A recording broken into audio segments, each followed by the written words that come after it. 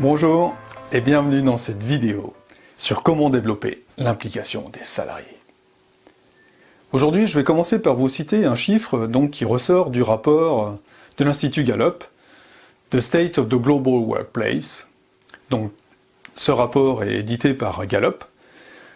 Et dans ce rapport, Gallup nous dit que les entreprises qui ont les salariés les plus impliqués ont un turnover de leur personnel qui est de 60% inférieur aux entreprises qui ont les salariés les moins impliqués. Cette question du turnover est une question relativement importante dans un espace où, en ce moment, où se pose la question, où parfois il est mentionné la guerre des talents. Aujourd'hui, je vous livre le deuxième élément qui favorise l'implication des salariés. Il s'agit de ce qui touche au matériel et aux équipements. Alors, il faut le prendre au sens large et pas simplement au sens matériel, physique. Il s'agit aussi, par exemple, des choses comme les accès à Internet, des logiciels, de manière plus générale, à la qualité de l'information et de la communication.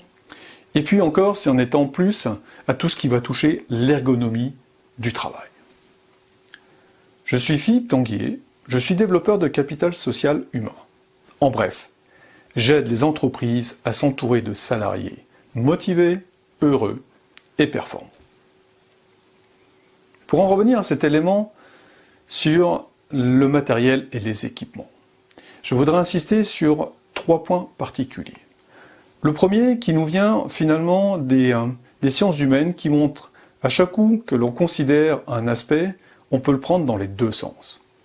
Pour illustrer ça, je vais citer un proverbe qui date du début du 19e siècle, qui dit qu'on reconnaît un bon ouvrier à ses outils. Donc reconnaître les bons outils, c'est bien, ça permet de savoir si l'ouvrier est bon, mais ça ne donne pas de moyens d'influence.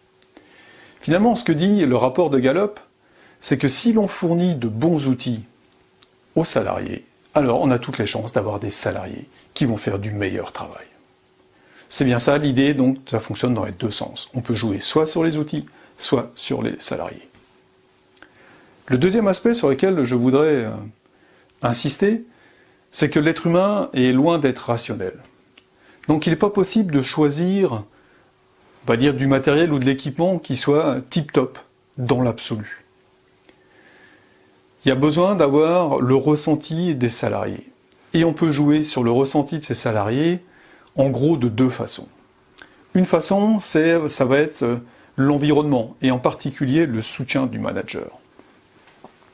Pour illustrer ce propos, je vais prendre l'exemple finalement des entreprises assez grandes pour lesquelles des équipes différentes vont recevoir le même matériel. On s'aperçoit alors que la perception de la qualité de l'équipement qu'ils ont varie en fait d'une équipe à l'autre.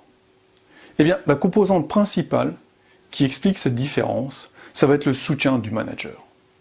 Et oui, entre un manager qui simplement donne le matériel et puis dit finalement aux employés « débrouillez-vous avec ça », et le manager qui dit « voilà ce dont on dispose, essayons-le, essayons d'en tirer le meilleur parti, voire peut-être personnalisons ou modifions quelques petits éléments », eh bien c'est radicalement différent. Un deuxième élément qui va influencer sur le côté subjectif, c'est si le salarié a pu faire des choix ou non. En fait, entre un salarié à qui on a imposé un matériel et un salarié qui a pu exprimer son avis, eh bien la perception, là encore, sera radicalement différente. Le troisième point sur lequel je voudrais insister et qui est en lien avec le chiffre que je vous ai donné au début, donc sur le turnover, il a trait en fait au stress qui est lié au fait de ne pas pouvoir faire du bon travail. En effet, la notion de faire du bon travail, c'est une valeur forte globalement chez tous les êtres humains. Nous avons envie de faire du bon travail. Et lorsque le matériel ou les équipements nous empêchent de faire ce bon travail, alors c'est générateur d'un stress important et d'un stress profond. Et ce stress explique une bonne partie des départs des salariés de l'entreprise. Donc voilà pour les considérations. Maintenant, je voudrais vous livrer 4 points qui sont des points d'action, puisque l'information ou la connaissance, c'est bien, mais il est nécessaire d'agir pour changer quelque chose. Alors bien sûr, l'idéal, ce serait d'avoir un budget conséquent et de pouvoir investir. qui permettrait d'avoir de super équipements, de super matériel. Mais nous connaissons tous qu'en fait, il y a quand même des limites à cela. Donc, qu'est-ce qui existe comme alternative? Une première alternative, c'est justement de donner du choix aux salariés. En clair, est-ce que les salariés ont la possibilité d'essayer plusieurs équipements, plusieurs façons de communiquer, et de retenir celle qu'ils préfèrent? Une deuxième solution, c'est ce qu'on va appeler la personnalisation. Dit autrement, dans ce qu'il existe, est-il possible pour un salarié d'apporter une touche personnelle? Alors cette touche personnelle peut répondre à des besoins physiques, par exemple entre un gaucher ou un droitier, mais aussi à des questions de goût. Est-ce que un salarié peut influencer, par exemple, la décoration de son bureau, s'il travaille dans un bureau? Voilà. C'est bien ça, cette notion de personnalisation.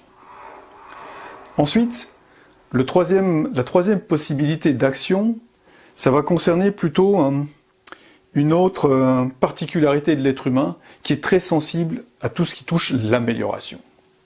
C'est-à-dire, si la situation n'est pas idéale, le fait qu'il y ait une amélioration en continu va augmenter le niveau de satisfaction de l'ensemble des personnes. Donc, ce qui veut dire que ça aura une influence directement positive sur l'implication des salariés. Donc, en simple, lorsque les choses bougent et s'améliorent, finalement, on n'a pas tellement besoin de s'intéresser au niveau auquel on est.